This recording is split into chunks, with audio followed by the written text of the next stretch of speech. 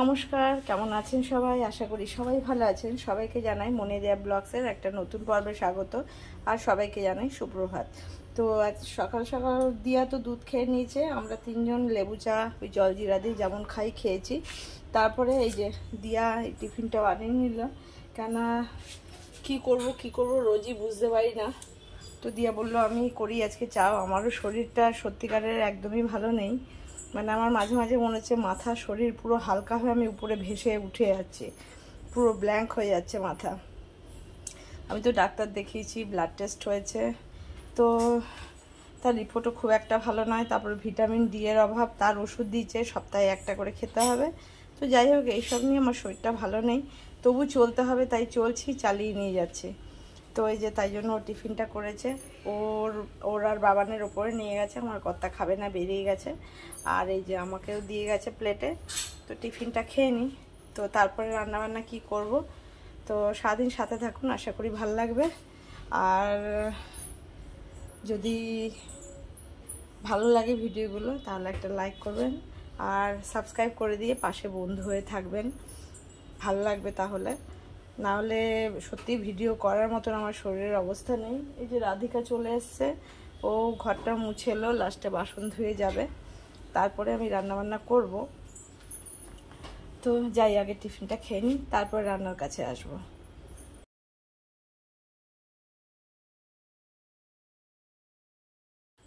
তো এই যে টিফিন করে তারপরে চলে এসেছি রান্না করতে। কেটে ধুয়েও নিয়েছি। দেখুন কলমি শাকটা করব। এই দুদিন ধরে একদিন মাংসেরতে দিয়েছিলাম নারকেলের দুধ, তারপরে কালকে রাতে আমরা বিকেলে টিফিন খেয়েছিলাম নারকেল মুড়ি দিয়া। স্বপ্নে নাকি দেখেছিল নারকেল মুড়ি খাচ্ছে, তো সেই নারকেল।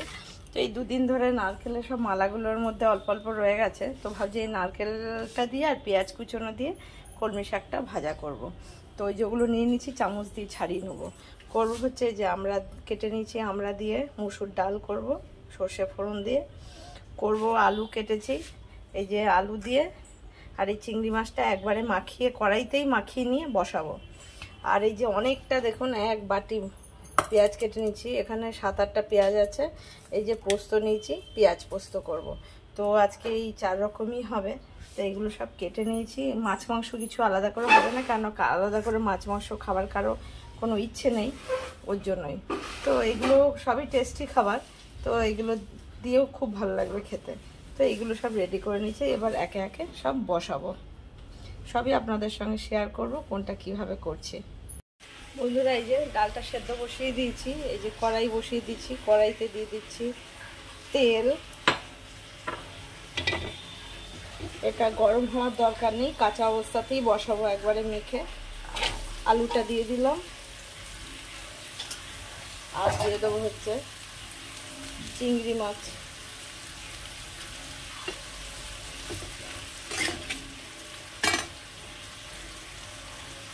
পুরো চিংড়িটাই দিয়ে দিলাম।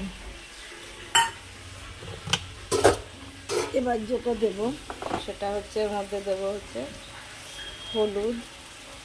এইভাবে আলাদাও মাখানো যায়, তো একদিন খেয়ে দেখবেন দারুণ লাগে এরকম।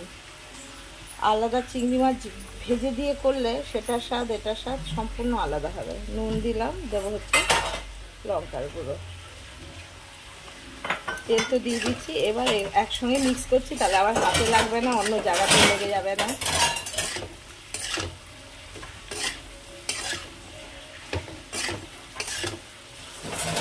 এবার এটাকে ঢেকে দেবো। ভালো করে মেশানো হয়ে গেছে, এবার এটাকে ঢেকে দিই আর একটু বাড়িয়ে দিই, তারপর কমিয়ে দেবো, আস্তে আস্তে হয়ে যাবে। আর দেখুন দুটো নারকেলের মালার কোড়াবো না, এই দুটোতে এতটা হয়ে গেছে। আর তার সঙ্গে তো পেঁয়াজ কাঁচা লঙ্কা দেবো, তো আর লাগবে না, কেননা শাকের পরিমাণ অল্প রয়েছে, তার জন্য এই দুটো রেখে দিই, আবার একদিন কিছু হয়ে যাবে করা।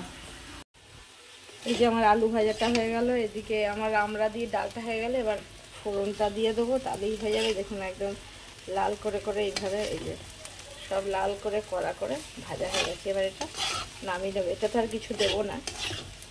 দেখুন কি সুন্দর লাল করে করে ভাজা হয়েছে। এই যে এটাকে নামিয়ে নিই। এই যে আলুটা দেখুন নামিয়ে নিয়েছি, ডালেও ফোড়ন দিয়ে নামানো হয়ে গেছে।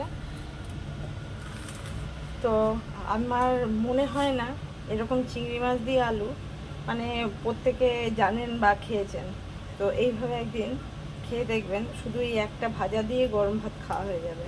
তো এবার বসিয়ে দিচ্ছি কড়াইতে এবার দিয়ে দেবো হচ্ছে তেল।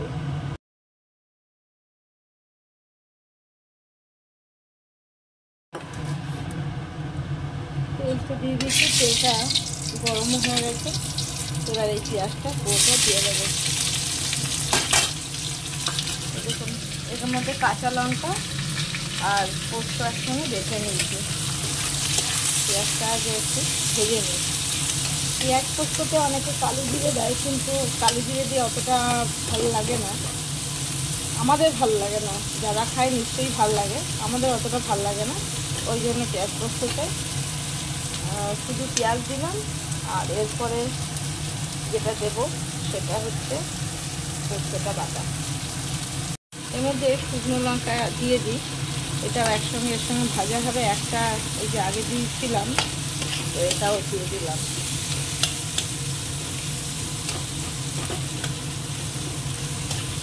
একটু নুন দিয়ে দেবো। এবার খানিকটা ভাজা হয়েছে, একটু নুন দিয়ে দিলে নরম হয়ে যাবে তাড়াতাড়ি। পেঁয়াজটা ভেজে কমে গেছে, এবার এর মধ্যে পোস্তটা দিয়ে দেবো। পোস্ত আর কাঁচা লঙ্কা আছে দেওয়া। আর এই বাটিটা ধুয়ে জলও দেবো। একটু আগে এটা ভেজে নিই, তারপর জল দিয়ে দেবো ধুয়ে।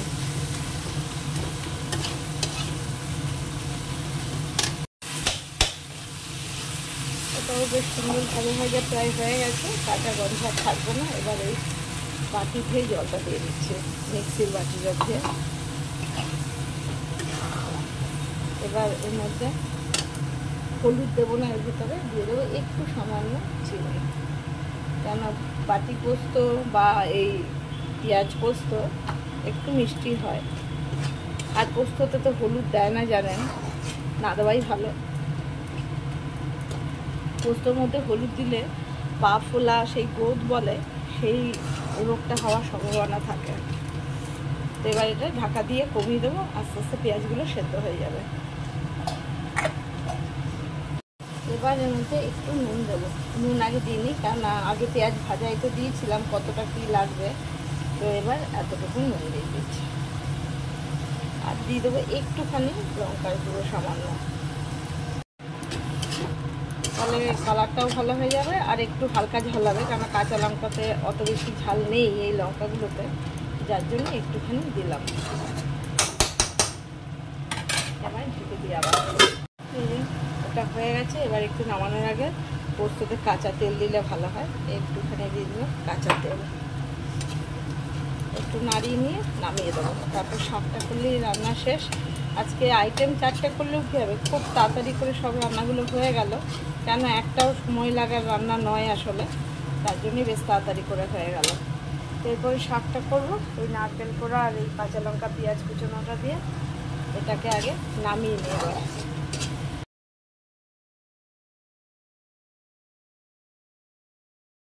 এই যে পেঁয়াজ পোস্তটা নামিয়ে নিয়েছি, কড়াইতে তেল দিয়েছি, গরম হয়ে গেছে। আগে লঙ্কা, কাঁচা লঙ্কা কুচোনো আর পেঁয়াজ কুচোনোটা দিয়ে দিলাম।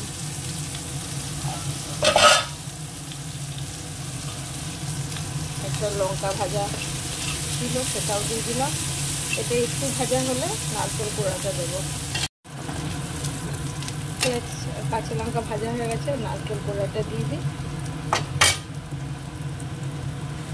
নারকেল কোড়া দিয়েও শাক ভাজা খেতে খুবই ভালো লাগে। এগুলো অ্যাকচুয়ালি এই সব রান্নাগুলোই কিন্তু, যদি যারা জানেন তারা নিশ্চয়ই আমার সাথে একমত হবেন, যেগুলো সবই বাংলাদেশের এবং বরিশাল যে জেলা আছে ওখানকারই রান্না। নারকেল কোড়া দিয়ে শাক ভাজা, চিংড়ি মাছ একসঙ্গে মাখিয়ে আলু ভাজা, ওরকম করে কচুরলতি, তো এগুলো ওখানকারই রান্না।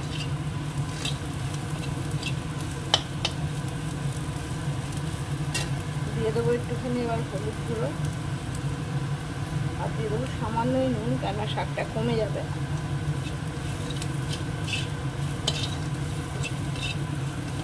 এর মধ্যে শাকটা দিয়ে দেবো।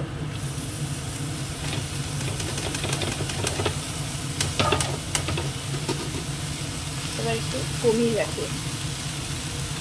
যে শাকটাও হয়ে গেছে, নামিয়ে নিয়েছি। দারুণ দেখেই টেস্টি, একটা খুব সুন্দর নারকেল ভাজার গন্ধ বেরিয়েছে, সেটা বোঝাতে পারছি না। তো এদিকে ভাতও ফুটে গেছে, ভাতটাও নামিয়ে নেবো এবার। তো রান্নাবান্না হয়ে গেল, এবার আজকের মতন ছুটি। এই যে বন্ধুরা, আমার সব রান্নাগুলো হয়ে গেল। আজকে মাছ মাংস হয়নি তো কী হয়েছে, আজকে এই দিয়েই দারুণ জমে যাবে। কারণ সব খাবারগুলোই কিন্তু খুবই লোভনীয় খাবার, কেননা সবগুলোই মানে একদম মুখে রুচি ফেরানোর মতনই খাবার।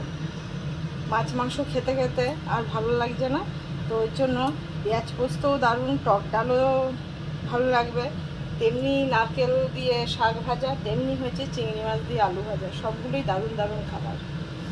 আমার কথায় কে কে একমত আছেন যে মাছ মাংস ছাড়া এইসব খাবারগুলো সত্যি খুব টেস্টি এবং লোভনীয়, মানে মুখে জিভে জল আনার মতন, আর একদম জিভের মানে স্বাদ ফিরিয়ে আনার মতন খাবার। কে কে একমত আছেন কমেন্ট কিন্তু অবশ্যই জানাবেন যে সত্যি মাছ মাংস ছাড়া এই খাবারগুলো খুবই ভালো খাবার।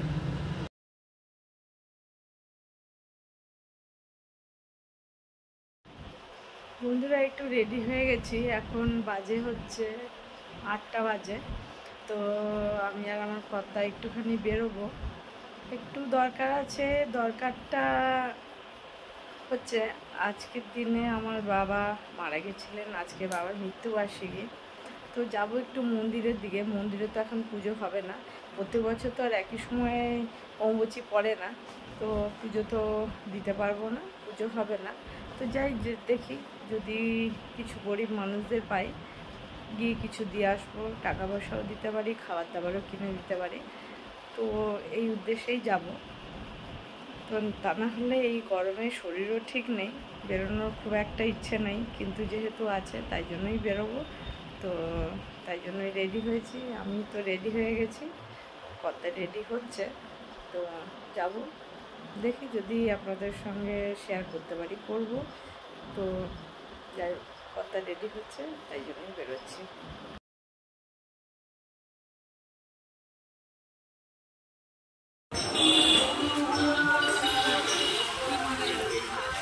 এখানে কিসের মেলা হচ্ছে ভেতরটাতে?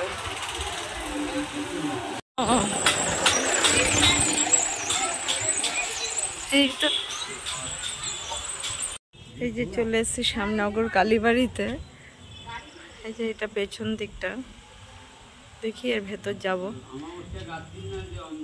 এই যে মন্দিরের, এই যে শিব মন্দিরের পেছন দিকটা এটা।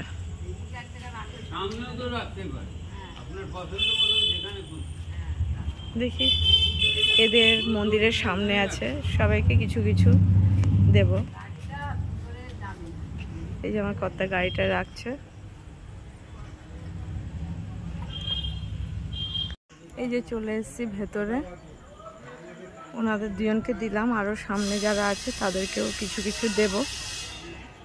আমি কি দিতে পারি? সবই ঠাকুরের ইচ্ছা। বাবা মা বেঁচে থাকতে কেউই কিছু করতে পারি না, চলে গেলে আর কি করার থাকে।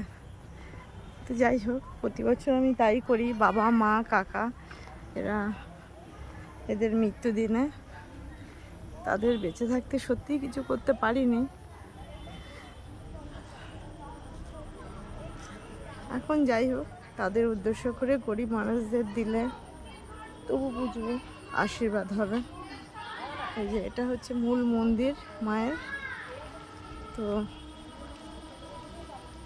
যাই, ওপাশটাই ঘুরে চলে যাব।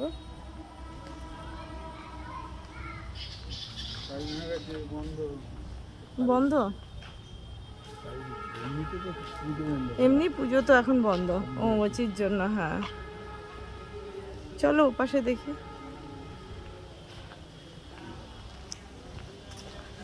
এই যে এই সাইডটাই চলে এসেছি, এদিক দিয়ে আর একটা গেট, আর এটা তো নাট মন্দির। এই যে সামনে দিয়ে মায়ের এখান থেকে লাল কাপড় দেওয়া রয়েছে, এই যে লাল কাপড় টানানো রয়েছে।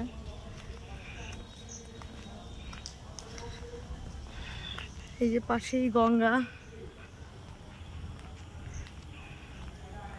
এদিক দিয়ে আবার বেরিয়ে যাই।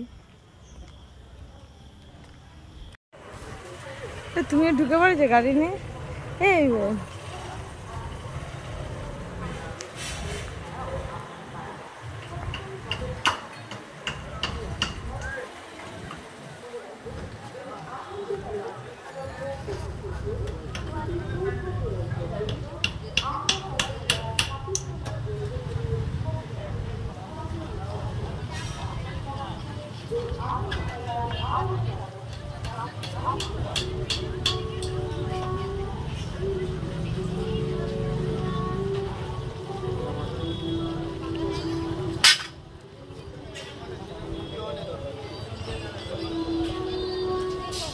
হাট নয়, মেলায় অ্যানাউন্স করছিল না মেলা। ঠিক আছে, আমি তোমার দেখে সকালবেলা আমি জানাচ্ছি।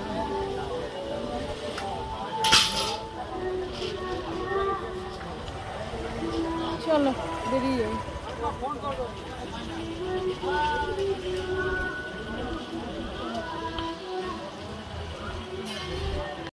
বন্ধুরা দেখলেন শ্যামনগরের কালীবাড়ির ওখানে গেছিলাম, আর রাস্তায় যাওয়ার পথে এক জায়গায় দেখছিলাম মেলা। যাওয়ার পথে একবার গেছি, বেরিয়ে গেছিলাম, আসার পথে একবার তাই ঘুরে দেখে এলাম যে কি হচ্ছে। ওটা মেলাই হচ্ছে, জানি না কি উৎসবের জন্য এখন মেলা হচ্ছে। তো যাই হোক, ঘুরে ফিরে বাড়িতে চলে এসেছি, প্রচুর গরম বাইরে। তো আজকের মতন এখানেই শেষ করব। সবাই সুস্থ থাকবেন, ভালো থাকবেন, সাবধানে থাকবেন। দেখা হবে একটা নতুন পর্বে।